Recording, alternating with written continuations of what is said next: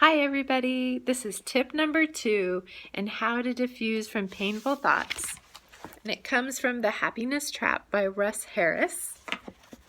And last time we thought of a painful thought and then we said, I'm having the thought, I'm a failure, or whatever your thought was. And then I observe I'm having the thought.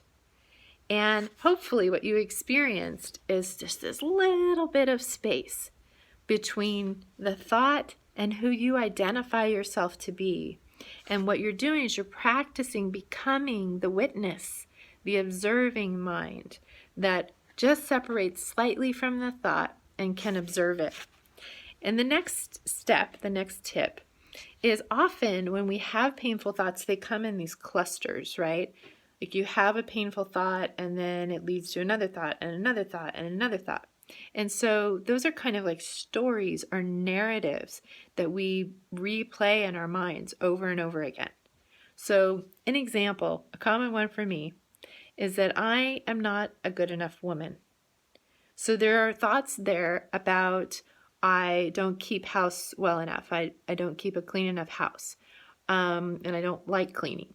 I'm not a good enough cook.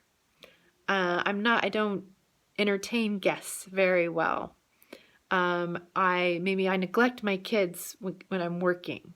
There are all these thoughts of judgments of myself that contribute to this story, this narrative that I'm not a good enough woman. So this tip today is called the chapter title or the story title. So all those cluster of thoughts, I would give it a name, like I would name a book or name a chapter of a book. So it might just be the not a good enough woman story.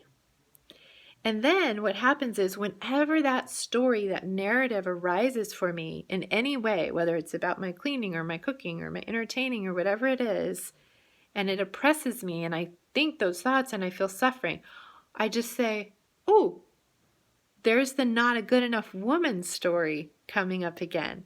And I almost catch it like a little trickster. And I can even smile at it and say, I see you. The not a good enough woman story coming up again.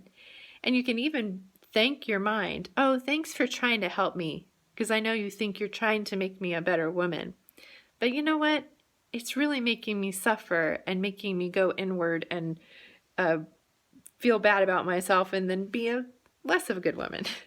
So once I see that the story's coming up, and again, it's a story that comes up all the time, then I can just call it out. Just name it. The not a good enough woman story coming up. And you can have all kinds of stories. The I don't have enough money story again, or I don't deserve this story again, or the I'm such a failure story is coming up again. And you just see it. Again, you're not trying to get rid of your thoughts. You're just identifying with the one who sees it, the observer. You let the story be there, that you diffuse it. You step apart from it. You don't identify with it. Now you're the one who sees it. I see the story. So I hope that makes sense.